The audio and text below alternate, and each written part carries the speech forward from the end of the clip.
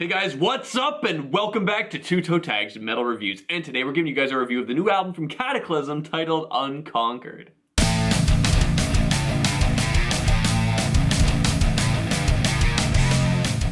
So we've listened to this album for a week, constantly, over and over. Vile, what are your thoughts? My thoughts. Okay, let's go. This album was really good, okay? I enjoyed this album. I didn't get bored of it. I feel like this is pretty consistent with Kataklysm. They make pretty consistently good, solid, heavy music. Very consistent band. So this album had all those attributes, I felt. But I did have gripes, or a gripe. A main kind of overlapping gripe. Umbrella gripe, if you may call it. And that is that I had some trouble finding like special moments that stood out to me that I could kind of tell you guys about in this review. And that's something I'm always looking for when I'm reviewing albums, is these special moments. So when it comes review time, I can say, hey guys, check out this song. I love this part on that song, yada, yada, yada. Now there's a few here and there on this album, but they weren't really that crazy or that special, I found. And I will talk about the ones that I did kind of make notes of. But I feel like if there's anything that this album lacked, it was that. Other than that, I felt like this album was very strong. And I felt like this album was extremely solid. Didn't skip any songs, had a lot of fun listening to it throughout the week. With that said, some of the parts that stood out to me throughout the week, and I'm gonna repeat myself because we talked about this in the first impressions already. Underneath the Scars, still probably the best song in the album, in my opinion, because of that ending is just way too badass not to mention again. It is insanely badass. Add it to the playlist, no hesitation. It's awesome. The Kill Shot, another song that we praised in the first impression, also really, really good song. Another song I added to my playlist.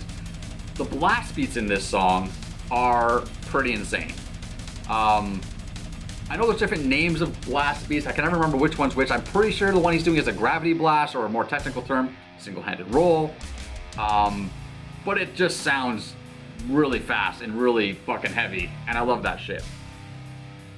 Two more things to mention for me before I pass the floor over to TV Fish. In the song The Way Back Home, I really love the ghost notes.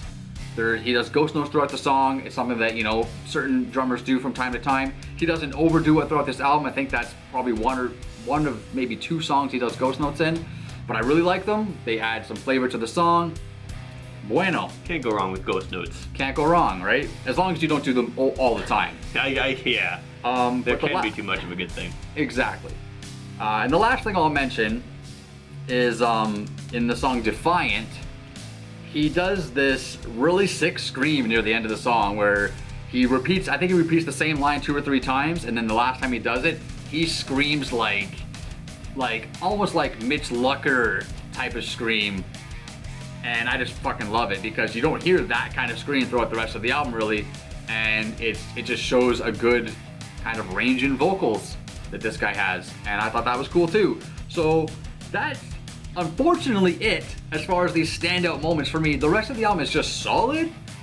That stuff stood out to me, but yeah, I'm gonna pass the floor. That's pretty much all I have to say right now. Well, I can agree this album is overall very solid, and one thing that really stood out to me a lot in general for the album is that you can put it on for any occasion.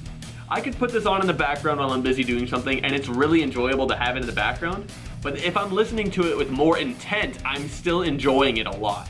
Like, it's a good all-purpose album, and that's great. I really like the intro to The Kill Shot. I liked the way that it kind of introduced the album, how it was kind of vague and ambiguous, and then just explodes in your face with these blast beats. I like that a lot. That song overall is one of the stronger ones. Underneath the Scars and Focus to Destroy You are still both amazing. I love both those songs. Those went straight into my playlist. Great songs. I want to talk about the mix, because I did listen to the last 2 Kataklysm albums that came out, and they were good, but one difference I noticed is that the mix on this new album is a lot thicker and the lows are a lot more pronounced, and I like that a lot. It is a lot more pungent and it punches a lot more than the other 2 did, just from that alone. Yeah, it almost sounded heavier than they normally sound because of that. I mean, yeah, that would make sense. Everything, you know, sounds deeper, thicker, and just a lot like harder sound, right? Yeah, like the musicianship itself was pretty consistent with past Kataklysm stuff. But yeah, it does have kind of a lower tone. Maybe the guitars are tuned lower. Maybe I'm not sure. They might be possible. But yeah, it just sounds meaner. It sounds meaner, and that's a good thing for me. Yeah. One other song I want to talk about is Stitches. Now, there's one cool thing about this song that I really like that I actually mentioned to you during our listening session, but I want to bring it up again because of how cool it is. So you have this guitar riff in the song. It sounds the way it does, and it's very consistent. The drums, however, the drums alone completely change the feel of the song. Yeah. You have the drums playing with it, and I think this happens in the beginning and it happens at the end as well, where the drums are focusing more on the quarter note with how he's playing, and then after a few bars, he switches to focusing more on accenting eighth notes. And listen to that, and listen how different the vibe of the song feels from that one single thing alone. And I think it's crazy that the guitar didn't change at all. There was nothing different. It was the drums alone that completely changed it. And I thought that was awesome. That is awesome. And you know what? Even though that is definitely a cool factor for that song specifically, I have to confess that Stitches was probably my least favorite song. Even though it's not like I didn't like it, I still think it's a cool song. But out of all the other songs, it's the only one where I ever kind of went, maybe I should skip this. Never did, but there was a couple moments where I was a little bit bored of that specific song. I was, like kind of on the fence about that song to a degree, but then it started to grow on me more. The chorus sounded weird to me for a while. It was the chorus, but until I read the lyrics. And then, hearing what he's saying and like attributing it, to what I read actually feels better to hear now. Yeah. So, but at first I was just like, I don't know about this chorus, but then I started to warm up to it as the week went on. Like it was around halfway through the week, like Wednesday, Thursdays when I really started to enjoy it more. I never really analyzed why that song was kind of rubbing me the wrong way a little bit, but the fact that you just mentioned that the guitar riff is pretty consistent through the song, maybe that was something that kind of started to bore me a little bit, perhaps. Just throwing out a possible theory. I want to ask you one thing about Underneath the Scars. Was that the one with the not solo? The not solo? Yeah, the not guitar solo. No, it was Focus to Destroy You. I mixed them up. So in Focus to Destroy You, I remember I mentioned there was a guitar. I remember you were saying, oh man, I wish this had a guitar solo. And I said there was. Did you notice that? Because near the end of the song, you hear, it sounds like the intro to a solo, he plays a little bit, and then that's it.